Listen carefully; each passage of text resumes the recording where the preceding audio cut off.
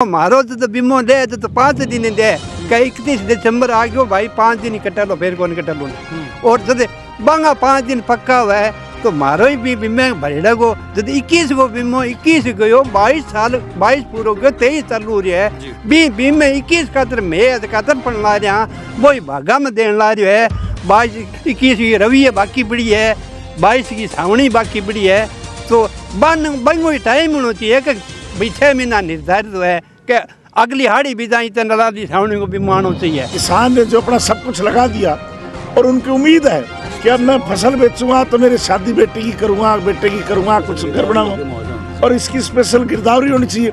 ये तो हमारे कहे बगैर होनी चाहिए। आज क्या दुर्भाग्य किसान को धरना देना पड़े अपनी गिरदावरी कराने के लिए। इन बेशर्मों को अधिकारियों को किसने लगाया हमने यहाँ? क्या ये सिर्फ रोज जमाने के लिए? ये इन लीडरों को किस लिए चुन के भेजा है हमने? जनप्रतिनिधि का मतलब होता है कि यहाँ की समस्या को तुरंत प्रभाव से सीएम तक पहुँचाए। सरकार ने 2021 का बीमा जारी किया है पर वो ऊंट के मुंह में जीरा बेवकूफ़ बनाया उन्होंने। बीमा नहीं दिया बल्कि बेवकूफ़ बनाया। भाई क्या मतलब हुआ 50 बीघा जमीन 2 मरबा जमीन के 50,000 रुपये आने। सगड़ा भाई राम राम मैं थारो देसी पत्रकार रवि खबर लोग चैनल पर थारो बहुत बहुत स्वागत है। दोस्तों फिलहाल जो श्री गंगानगरू मरु प्रदेश निर्माण मोर्चा की जो महा ऊंट यात्रा शुरू हुई ही बा गंगानगरू हनुमानगढ़ होता हुआ अभी हनुमानगढ़ की जो पल्लू तहसील है बठे पहुंची है। अभी सैकड़ों की संख्या में किसान ही जो गाँव चाल के तहसील का आगे धरना प्रदर्शन पर बैठे ही जो ही जब ऊंट महायात्रा पहुंची है तो वह आपकी डिमांड ही जो आपका कुछ मांग ही वह के साथ में रख रहे हैं। तो पदयात्रा का जो पदाधिकारी वह भी अटे उपस्थित थी और किसान भी उपस्थित थी। मैं बातचीत कर जानकारी ले कि कौन सी के मुख्य मांगान लेके आज जो प्रदर्शन करो जा रहे हैं। बने रहो वीडियो लास्ट तक देखो तो बिगमान पूरी जानकारी है जो थान मिल जैसी।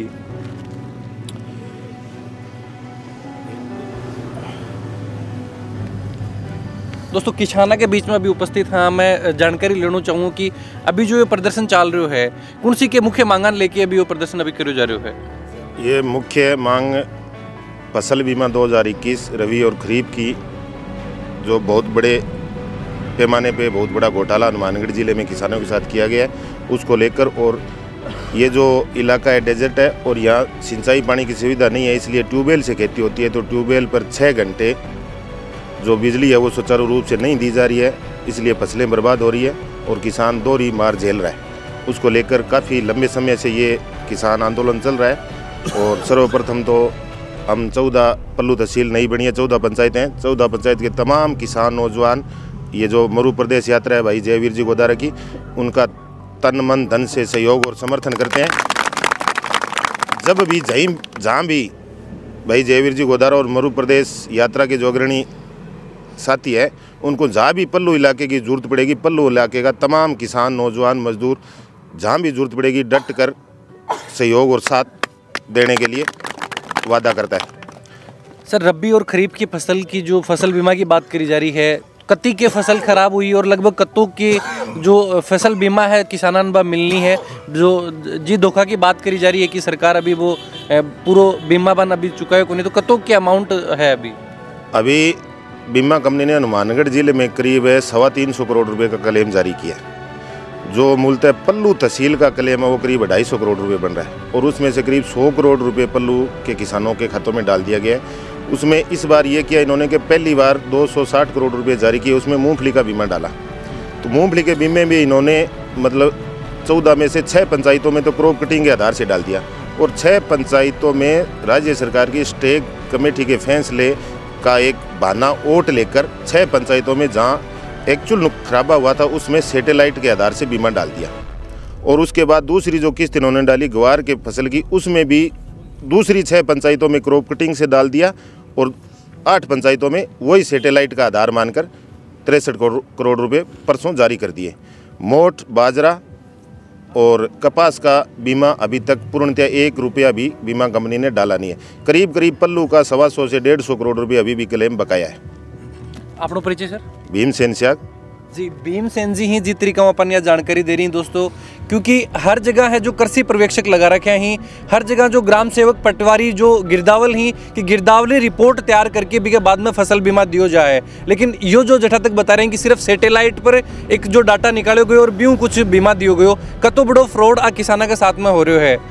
अभी कोई मांग करी या जो मांग रखी गई तो के जो जनप्रतिनिधि ही कोई बातचीत हो रही है कि क्या आश्वासन के द्वारा कुछ मिल रहा है? जनप्रतिनिधियों से लगातार संपर्क में है। सभी जनप्रतिनिधियों अपने स्तर पे जिला कलेक्टर से, राज्य सरकार से, केंद्र सरकार से एमपी साहब लगातार वार्ता कर रहे हैं, लेकिन अभी तक जब तक हमें हमारा संपूर्ण फसल बीमा क्लेम क्रॉप कटिंग के आधार पर नहीं मिलेगा तब तक ये लड़ाई और संघर्ष जारी रहेगा। बिल्कुल, जो गाँव का लगभग किसान अठे पहुँच रहा होगा।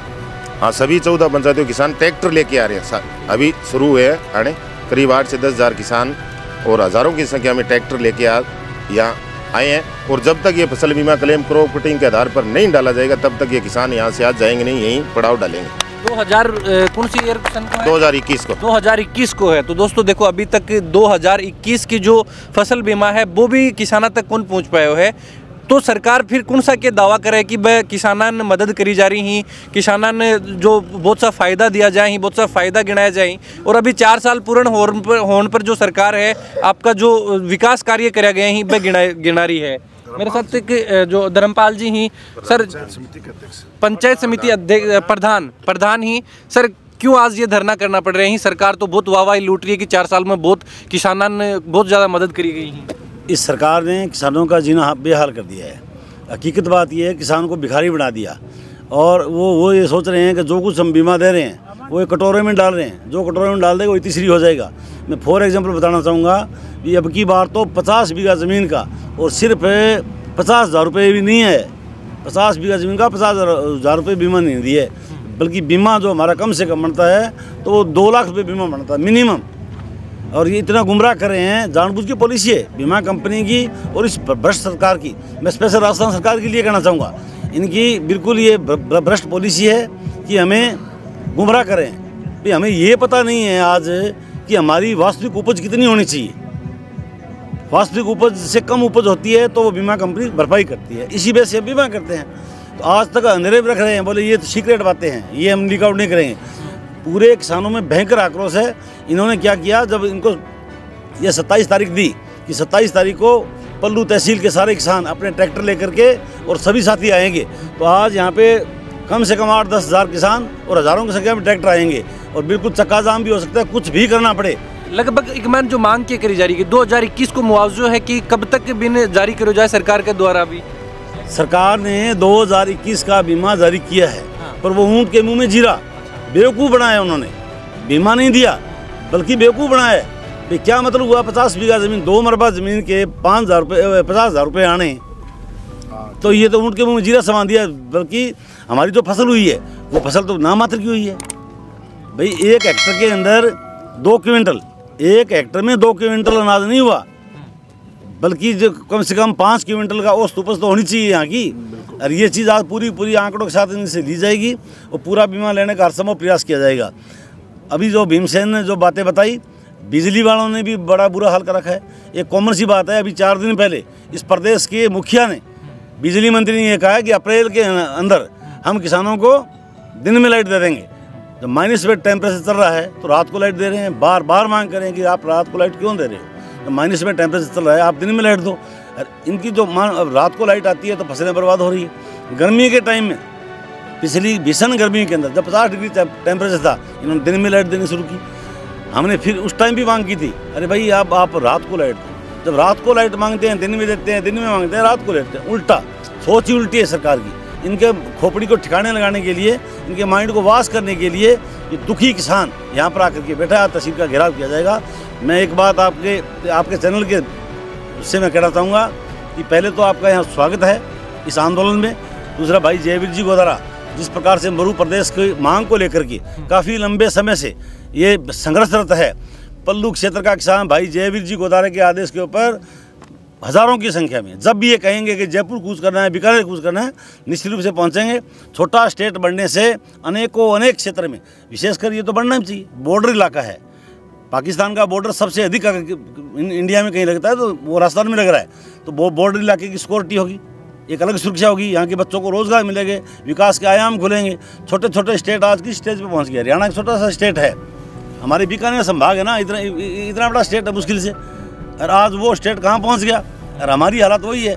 मैं एक बात बताना चाहूँगा आपको, पल्लू तहसील है मुख्यालय है, पल्लू तहसील मुख्यालय है, पर आज तक आज़ादी से लेकर आज तक राजस्थान का कोई भी मुख्यमंत्री सिटिंग सीएम, कोई भी सिटिंग सीएम पल्लू गांव में नहीं पहुंचा आज तक। मुख्यमंत्री तक का नहीं आना, मुख्यमंत्री तक का अगर पल्लू तहसील मुख्यालय तक नहीं पहुंच पाना, इससे बड़ी शर्म की बात क्या हो सकती है। हम मरू प्रदेश के लिए भाई साहब को धन्यवाद देंगे, इन्होंने भी हमारी इन सब मांगों को पढ़ करके और सोच के जो समर्थन दिए, हम इनके बहुत बड़े ऋणी रहेंगे। जब भी जयवीर जी भाई साहब किसी प्रकार का आदेश देंगे, पल्लू इलाके के हजारों हजार किसान भाई जयवीर गोदारा, भाई जयवीर गोदारा, मरू प्रदेश, मरू प्रदेश, मरू प्रदेश। बिल्कुल दोस्तों, जी तरीका देख रहे हैं जो आंदोलन जी तरीका 23 जनवरी शुरुआत करी गई ही हरियाणा का पूर्व सीएम ओम प्रकाश जी चौटाला जो पहुंचा है और जी तरीका गाँव में आंदोलन चल रहा है। दोस्तों मैं हकीकत बताऊं, मैं खुद ही आंदोलन ने कि 23 तारीख ने कवर करूंगा, 1-2 दिन अगर जो ऊँट यात्रा चल रही है बिकमैन रंगा, लेकिन जी तरीका जन समर्थन यो मिल रहा है, यह चीज़ लाग रही है कि वास्तव में इस क्षेत्र ने बहुत ज़्यादा जरूरत इस चीज़ की है। सर एक चीज़ मैं एक और पूछना चाहूँगा कि अभी जिस तरीके से बात करी जा रही है कि पूरा राज्य के मान्य जो अपनों गंगानगर और हनुमानगढ़ जो क्षेत्र है सब ज़्यादा अनुत्पन्न हुआ है, नहरी जो क्षेत्र मानो जाए, लेकिन पल्लू के जो क्षेत्र देखे जा रहे हो अटिन सर बहुत सा जो खेत ही आज भी खाली पड़े ही, नहर ही शायद बकमन बहुत कम जो पानी देखने मिले, कुछ नाला नहर अठे। इस इलाके को 2 मुख्य मांग थी, एक तो सुई ब्रांच नहर जो साहिवा लिफ्ट के अंदर से चौधरी कुमारा हमारी है जो वितरिका है उसके अंदर से हमारी ये साहिवा लिफ्ट निकलनी चाहिए थी।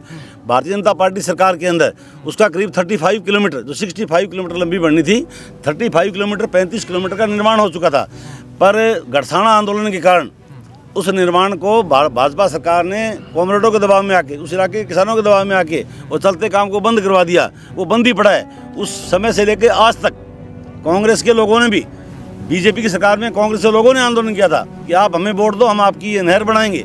इट्टा सिगरा सर माइनर किसानों पे बाकायदा आंसू गैस के गोले छोड़े गए थे और लाठीचार्ज हुआ था यहाँ पल्लू गांव की बड़ी मीटिंग के अंदर, पर उसके बावजूद नहीं कर रहे हैं। ये सरकार तो बिल्कुल कठपुतली मजबूर सरकार है।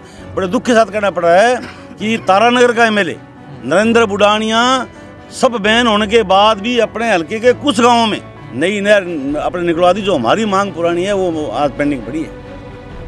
तो भाई भी कुछ मांग ही जो ये आंदोलन बिल्कुल इस आंदोलन के साथ है। वो किसान सारे दुखी हैं, हर प्रकार से दुखी हैं, हर प्रकार से टॉर्चर किया गया है, इसमें कोई दो राय नहीं है। बिल्कुल दोस्तों, एक और बुजुर्ग जो अपने साथी में बहु भी जानकारी लेना चाहूँगा। सब पहले तो दादाजी थारो परिचय अपना दर्ज। मैं चंदूराम शाह पल्लू।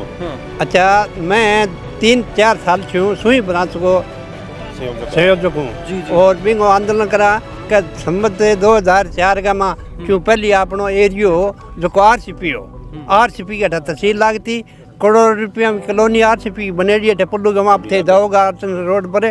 तो 2004 में भी निर्माण बगता निर्माण बंदो लगा दियो, जैसी सारा सरदार सा रोड है बड़े भाई। मैं 4 महीने तो स्वीकृत है चालू होगी और आगे को एरिया है वो भी खतरे में संघर्ष करा पूरा क्षेत्र है। 2 साल तक लगातार आज भी वह मांग है। इस तरह ही जिकी एटा सिंगरा सर है बा नहर है जिकी इंदिरा गांधी नहर के एकदम नज़दीक गांव पड़े है, जका नॉर्थ क्षेत्र का और पीलीभिंगा सूटगढ़ का 54 गांव है। वह भी पानी मांगे बिंगो संघर्ष में साग करा सागे एक में 78 मुख्यालय बन गयो। तो एक मारे ही भी सरकारी कॉलेज है बच्चा के लिए बढ़ना चाहिए बा मांग बीमा सके। मेन बात आज की बीमा फसल है, बीमा फसल है बीमो मारो तो बीमो दे तो 5 दिन दे क्या 31 दिसंबर आ गयो भाई 5 दिन कटा लो फिर कौन कटा लो। और जब बांगा 5 दिन पक्का हुआ है तो मारो ही भी बीमे भरेड़ा को जब 21 को बीमो 21 गयो 22 साल 22 पूरा गयो 23 चालू रहा है बी बीमे 21 खातर मैं खातर पढ़ ला रहा वही भागा में देने ला रहा है। 22-21 की रवि है बाकी पड़ी है, 22 की सावणी बाकी पड़ी है। तो बंगो टाइम होना चाहिए कि भाई 6 महीना निर्धारित है कि अगली हाड़ी भी जाई तो नलादी सावणी को भी मानो चाहिए। तो मेरो कहना वही है कि सरकार है कि आंधी सरकार है और जयवीर भाई गोदारा मरू प्रदेश वास है तो 18 का किसान हमारी नॉर्थ तहसील की जितनी पंचायत हैं वह अन्य पूरा समर्थन करे है। जथे ही माने जरूरत पड़े तो मैं आगे सागे तैयार हाँ। सारा किसान साथी जय जवान जय किसान। बिल्कुल दोस्तों, जो बात करी जा रही, जिस तरीका लगातार यो समर्थन मिल रहा है, जिस तरीका देख रहे हैं कि जो एक कोई भी अगर आंदोलन करो जाए है बिकमान जो ताकत कठाओं के मिले है, वह ताकत आज देख रहे हैं जिस तरीका पल्लू में या जो ऊँट महायात्रा पहुंची है और लोगों को अपार समर्थन मिल रहा है। एक बार दोबारा जो जयवीर जी अपने साथ ही, आज यात्रा 5वां दिन है सर, लगातार जो ऊँट यात्रा चल रही है, सर्दी का मैन भी रातन 10-10 बजे तक भी ऊँट गाड़म जो सफ़र करो जा रहे है सर, आज गांव का लोग जुड़ रहे हैं, उम्मीद है बन की कुछ बदलाव है जो शायद देखो जाएगा। बिल्कुल, पल्लू गांव तो मैं रोज रास्ते में आपको बताता हूँ, गला क्या है, सर्दी खराब हो गई, बोले कौन सा। मैं रोज हर गांव में, आपने सुना है, भाषण देता हूँ कि जो मरु प्रदेश की मुहिम कैसे शुरू की। यहाँ भैरव सिंह शेखावत साहब को मैं लेके आया था जी। और ये धर्मपाल जी हैं, मैं जिनका नाम लेता हूँ कि धर्मपाल जी के घर खाना था, और जब इनके घर खाना था तो मैंने साहब से पूछा था, भैरव सिंह जी से, कि आप ये बताओ जी कि हरियाणा पंजाब में इतनी डेवलपमेंट है, हमारे क्यों नहीं है। तो उन्होंने कहा कि मैंने अटल जी को चिट्ठी लिखी थी, और ये प्रदेश जब तक नहीं बनेगा, चाहे भैरव सिंह सीएम बन जाए चाहे कोई और बन जाए, इसका विकास नहीं हो सकता। विकास के लिए ये प्रदेश मरु प्रदेश बनाना पड़ेगा। तो मैंने कहा जी ये मरु प्रदेश क्या है, कि मरु प्रदेश ये जो डेजर्ट है जो अरावली से इधर का है उसको मरु प्रदेश कहते हैं। इसकी नींव जो मेरे माथे में, जो दिमाग में पहले दिन जब बीज पड़ा, जिसको कहते हैं बीज, वो बीज आज मेरा सौभाग्य है कि धर्मपाल जी बैठे, इनके घर में भैरव सिंह शेखावत साहब ने मेरे को बताया था, और वहाँ से शुरुआत है। तो पल्लू तो मैं जब भारतीय जनता युवा मोर्चा का पदाधिकारी था और यहाँ काम करते थे क्षेत्र में, तो धर्मपाल जी और हम बहुत सारे मिलके, जैसे रात को बरमसर में बता रहे थे लोग, हमने जिप्सम का भी एक बहुत बड़ा आंदोलन लड़ा था। और ये जब 2003 में हमने रैली की, और ये जो सामने नवोदय विद्यालय है जी, ये भी भैरव सिंह साहब ने डायरेक्टर मुरली मनोहर जोशी जी को कहा, और वो हम यहाँ पर लेके आए थे। ये रास्ते वाली जो सीधी सड़क है जो जी, हमारे यहाँ पल्लू से पहले राउत सर होके जाना पड़ता था, ये बीच में हमने एक मोटरसाइकिल यात्रा की थी, 2003 में की थी ना वो भी, तो उसमें बहुत हमारे मोटरसाइकिल सुइज हो गए थे। और तब हमने भैरव सिंह जी को कहा, और फिर प्रधानमंत्री सड़क योजना से ये हमारी सड़क बनी थी। तो इस क्षेत्र के बारे में मैं बार बार राजस्थान में, जब मेरे से कोई लोग पूछते हैं कि हनुमानगढ़ गंगानगर को क्या ज़रूरत है, वो तो बहुत हरा भरा है, हमारी छवि ऐसी दिखा दी कि जैसे हमारे तो कोई समस्या ही नहीं है। लेकिन यहाँ समस्याओं का भंडार है। यहाँ नहरें जो चलती हैं, हमारी जयपुर की सरकार को यही पता नहीं कि नहर कब बंदी होनी चाहिए।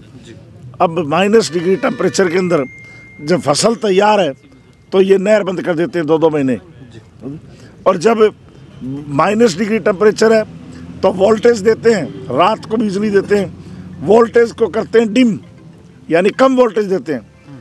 बहुत से क्षेत्र के अंदर हजारों मोटरें जल चुकी है, एक मोटर के 20-25 हज़ार रुपये लगते हैं।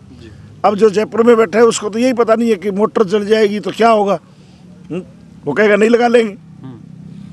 तो इतनी बड़ी समस्याएं हैं कि समस्याएं ये तो कोई अंबार नहीं है। दुर्भाग्य ये है कि हम अपनी आवाज़ जयपुर तक कैसे पहुंचाएं, क्योंकि इतना बड़ा प्रदेश है। और जैसे धर्मपाल जी ने बताया, कितनी बड़ी विडंबना है कि आज 70-72 साल हो गए राजस्थान बने हुए, आज़ादी मिले हुए, और आज अभी तक हमारे यहाँ कोई सीटिंग मुख्यमंत्री नहीं आया तहसील में, और ये 4 जिलों का सेंटर है, प्रसिद्ध मंदिर है। कितनी बड़ी बात है, दुनिया का प्रसिद्ध मंदिर है। कम से कम इन बेशर्मों को माथा टेकने भी आ जाना चाहिए, और तो चलो नहीं आते। क्यों नहीं आते? कि उनको पता ही नहीं है कुछ। आज अगर ये हरियाणा जैसा स्टेट बन जाए, छोटा बन जाए, यहाँ हर 6 महीने मेले में मुख्यमंत्री आएगा, और जब मुख्यमंत्री आता है तो इसका मतलब होता है वहाँ की समस्याओं का समाधान करना इन अधिकारियों का। जी। तो हमारी कोई बात ही नहीं सुनता। कहाँ पहुँचाएं जयपुर? आधों को 90% को पूछ लो कि यहाँ पर बता दो बिजली मंत्री कौन है, हाँ जी, नहरी मंत्री कौन है। अभी पिछले दिनों नहरी मंत्री से मैं मिल के आया, वो उधर का है, बांसवाड़ा साइड का। तो मैंने उनसे बात की थी, एक हमारा माई बजाज का मसला है कि राजस्थान की धरती के अंदर बांध है। नाथुराम, किसान नेता नाथुराम मिर्धा जी ने उस समय 1966 में फैसला किया कि राजस्थान का बांध, राजस्थान की नदी, और बाड़मेर और जालौर में पानी देना चाहिए इस नदी का। गुजरात में जा रहे हैं, जो गुजरात में 4 जिलों में सेम आ रही है और हमारा मुख्यमंत्री और हमारा स्टेट और पानी नहीं दे रहा। तो जब उससे बात की तो बोला अच्छा गुजरात में जा रहा है, तो मैं कहा जा रहा है तो पानी दो। बोले पानी देंगे कैसे? अरे मैं तुम ये कहते हो बटन दबाते ही हम पाकिस्तान का नाश कर देंगे, साले तुम पानी नहीं दे सकते हैं? वे कहते हो पाकिस्तान का बटन दबा देते हम पाकिस्तान का साफ कर देंगे। अरे तो तुम नदी ला के पानी नहीं दे सकते। दुर्भाग्य ये है कि यहाँ का पता ही नहीं है उनको किसी को। बिल्कुल सर, जिस तरीका यात्रा जो पद अपना रही है, बहुत सा गाँव जो जाके जनसभा भी हो रही हैं, ये समस्या निकल के आ रही हैं, तो ये समस्या भी के साथ में जयपुर पहुंचाई जाएंगी। मरु प्रदेश निर्माण मोर्चा को जो अपनो एक मेन मुद्दो है भी के साथ में जो क्षेत्र की समस्याएं पे भी उठाई जाएंगी। बिल्कुल बिल्कुल, हमने प्रस्ताव में अपने लिखा हुआ है एटा जो श्रृंगसर माइनर है और हमारे सुई माइनर है, इसकी लड़ाई बहुत साल से लंबी चल रही है और मैं भी कई बार आंदोलन में आया हूँ। ये तो हमने उस ज्ञापन में लिखा हुआ है। बिजली का जो कट है, ये बार बार 3 घंटे 4 घंटे बिजली देते हैं 6 घंटे का नाम लेके, और वो भी कट लगाते हैं और वोल्टेज डिम कम देते हैं, वो भी हमने इसमें रखा। मरु प्रदेश तो एक मुख्य मांग है, मरु प्रदेश तो सारी मांगों का समाधान है, सारी मांगों का। लेकिन हमने जो 20, 30, 50 जो मांगे हैं वो सारी मुख्यमंत्री जी के सामने रखना चाहते हैं कि जी आपको तो पता नहीं है और आपके लीडरों को पता नहीं है, तो वो क्षेत्र में आए नहीं तो आपको नहीं है, तो हम बता रहे हैं कि ये समस्या है और ये समस्या का समाधान कर दोगे तो थोड़ी रिलीफ मिल जाएगी। रिलीफ तो पूरी तो हमें उस दिन मिलेगी जिस दिन ये प्रदेश बनेगा। बिल्कुल, बहुत बहुत धन्यवाद जानकारी दी, और लगातार मैं चाहूँगा बात होगी आगे भी बातचीत करता रहूँगा। सबसे पहले तो मैं पल्लू के किसानों को मैं धन्यवाद भी करता हूँ कि आपने हमारा समर्थन किया, और दूसरा मैं इनको आश्वस्त करता हूँ और ये सब जानते हैं, बहुत से लोग जानते हैं कि मैं पीछे नहीं हटता हूँ, पीछे नहीं हटता हूँ। इस आंदोलन में कभी भी इनको जरूरत पड़ेगी तो बिल्कुल जान देने के लिए मैं तैयार हूँ। ये देखो ये फसल मर चुकी है पाले की वजह से, ये फसल जो है वो खत्म हो चुकी है। ये रात को आप बताओ, ये देखो बिल्कुल रात का पानी देने के कारण होता है। अब हमारे मुख्यमंत्री को तो बेचारे को पता ही नहीं है। अब वो तो कहीं हो सकता है कि मैं जादू कर दूंगा, जादू से ठीक कर दूंगा, तो ये जादू से ठीक होने वाली नहीं है, ये जादू से ठीक नहीं होगी। हाँ कि मैं जादू से ठीक कर दूंगा, अरे जादू जुदू कुछ नहीं है। तो ये होगी ठीक पानी से, और दूसरी होगी अब इसको जो आप देखो 3 महीने हो गए किसान को इसको सींचते हुए, और अब ये मर गई। तो इसके किसान ने जो अपना सब कुछ लगा दिया और उनकी उम्मीद है कि अब मैं फसल बेचूंगा तो मेरी शादी बेटे की करूंगा, बेटे की करूंगा, कुछ घर बनाऊंगा, और इसकी स्पेशल गिरदावरी होनी चाहिए। ये तो हमारे कहे बगैर होनी चाहिए। आज क्या दुर्भाग्य, किसान को धरना देना पड़े अपनी गिरदावरी कराने के लिए। इन बेशरमों को, अधिकारियों को किसने लगाया हमने यहाँ? क्या ये सिर्फ रोज जमाने के लिए? ये इन लीडरों को किस लिए चुन के भेजा है हमने? जनप्रतिनिधि का मतलब होता है कि यहाँ की समस्या को तुरंत प्रभाव से सीएम तक पहुँचाए और काम करे। लेकिन हमारे यहाँ एमएलए बेचारा, उसको ये पता ही नहीं है पाड़ा कैसे पड़ता है। वो तो रिजाई के अंदर होता है उस समय, पाड़ा कैसे, उसको क्या पता पाड़ा पड़ गया ना, उसके 1 बीघा खेती है, वो बात कैसे पहुँचाएगा? नहीं पहुंचा सकता। इसलिए लड़ना ही हमारे लिए एक समाधान है और कुछ नहीं है बस। बिल्कुल दोस्तों, जिस तरीके ये लड़ाई और संघर्ष जो चल रहा है, आज मैं दिखा रहा हूँ पल्लू जो अपने तहसील है बी के ऊपर सैकड़ों की संख्या में किसान एकत्रित ही, और जदिया मरु प्रदेश जो निर्माण मोर्चा की जो ऊंट यात्रा आ रही है, इको समर्थन ये कर रहे हैं। और एक उम्मीद और एक आस या किसानों में जागी है कि शायद जयवीर जी गोदारा अगर जयपुर तक सरकार की बात सुना है तो बड़े कुछ सुनवाई यहाँ की हो सके है। और ये जो फसल 2021 की फसल को मुआवजा के लिए भी लगातार ये प्रयास रहती हैं। और आज जो फसल, जो किसान की फसल खराब हो रही है, जो पाड़ाओं की जो फसल खराब हो रही है, बी में भी उम्मीद है कि बिकी भी गिरदावरी ई बार जी तरीके पिछली बार की तरह सैटेलाइट जो गिरदावरी करके जो कुछ मुआवजा दिए गए हो, बी तरीका उन्हें करके जो किसान के खेत में जाके अगर जो गिरदावल पटवारी जो ग्राम सेवक ही वह एक्चुअल में जाके अगर बिकी जो गिरदावली रिपोर्ट तैयार करके सरकार तक भेजें तो हो सके कि किसान ने बिकमैन सही मुआवजा मिल सके। किसानों बात करी, किसानों को रोष और जिस तरीका एक जो मरु प्रदेश निर्माण मोर्चा अध्यक्ष बिका जो जयवीर जी गोदारा ही लगातार सरकार ने चेता रहे हैं और जो आपकी कड़क आवाज़ जिस तरीका बन खड़ी बोली के साथ में हर एक चीज़ में चेतावनी दे रहे हैं कि अगर बन कठे भी अगर रोका तो ये सैकड़ों की संख्या में किसान ही बैठे आके जो आपको पड़ाव डाल देंगे। दोस्तों लगातार मैं जुड़ रहा हूँ यात्राओं और ये आंदोलन लगातार हम रूबरू करवा रहे हैं। वीडियो के बारे में थारा जो भी विचार हैं जरूर से कमेंट बॉक्स में लिख के बताओ और भी जो शानदार जानकारी के लिए खबर लोग चैनल पर बना रहो। जय राजस्थान, जय हिंद।